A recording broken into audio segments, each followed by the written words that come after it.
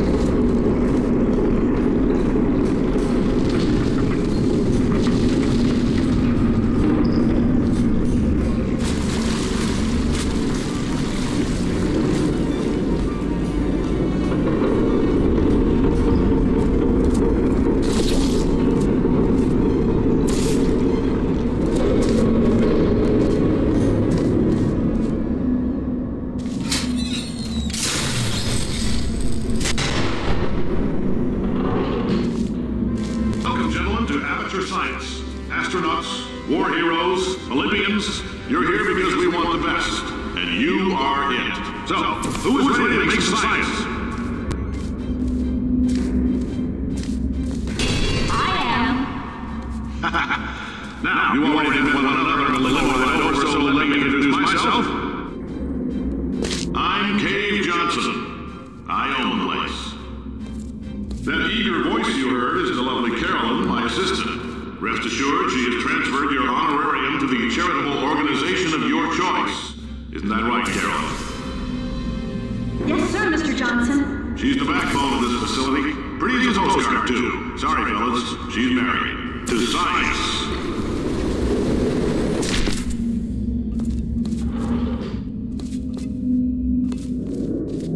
There's 1,000 tests performed every day here in our enrichment spheres. I can't personally oversee every one of them, so these pre-recorded messages will cover any questions you might have and respond to any incidents that may occur in the course of your science adventure. Your test assignment will vary depending on the manner in which you have bent the world to your will. Those of you helping us test the repulsion gel today, just follow the blue line on the floor. Those of you who volunteered to be injected with praying mantis DNA, I've got some good news and some bad news. Bad news is we're postponing those tests indefinitely. Good news is we've got a much better test for you. Fighting an army of mantis men. Pick up a rifle and follow the yellow line. You'll know when the test starts.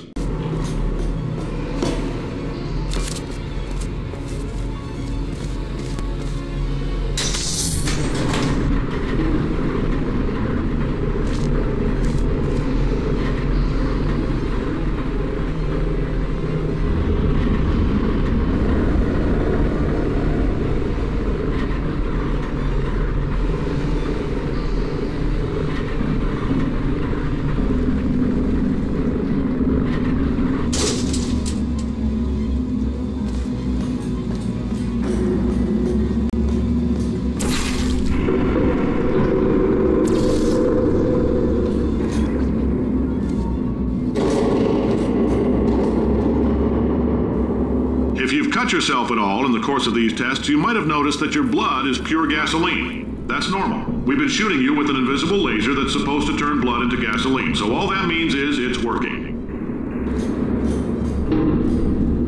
If you need to go to the bathroom after this next series of tests, please let a test associate know, because in all likelihood, whatever comes out of you is going to be coal.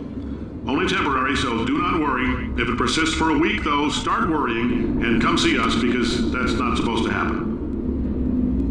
Just a heads up, we're going to have a superconductor turned up full blast and pointed at you for the duration of this next test. I'll be honest, we're throwing science at the wall here to see what sticks. No idea what it'll do. Probably nothing. Best case scenario, you might get some superpowers. Worst case, some tumors, which we'll cut out.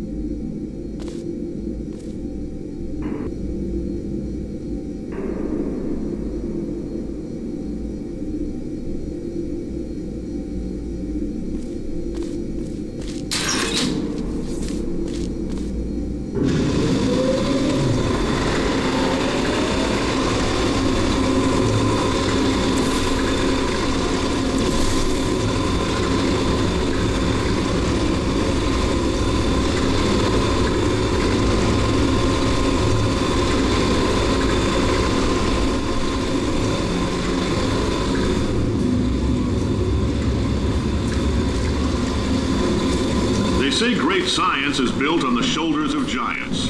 Not here. At Aperture, we do all our science from scratch. No hand-holding.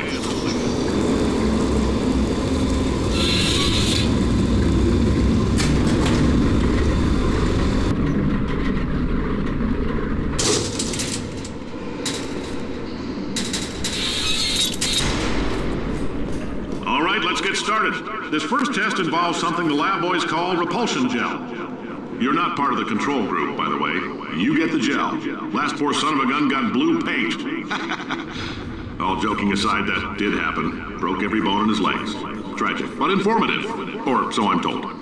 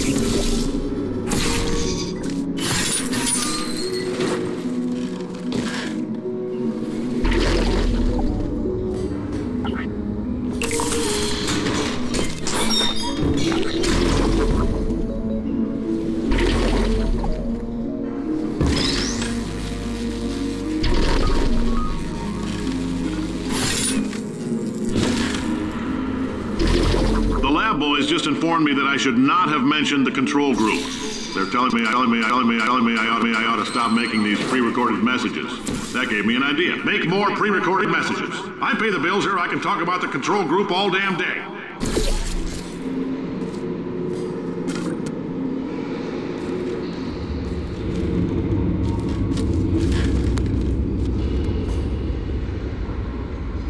For this next test, we put nanoparticles in the gel.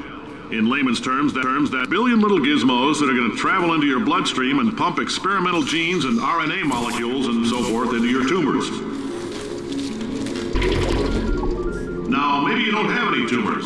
Well, don't worry. If you sat on a folding chair in the lobby and weren't wearing lead underpants, we took care of that too.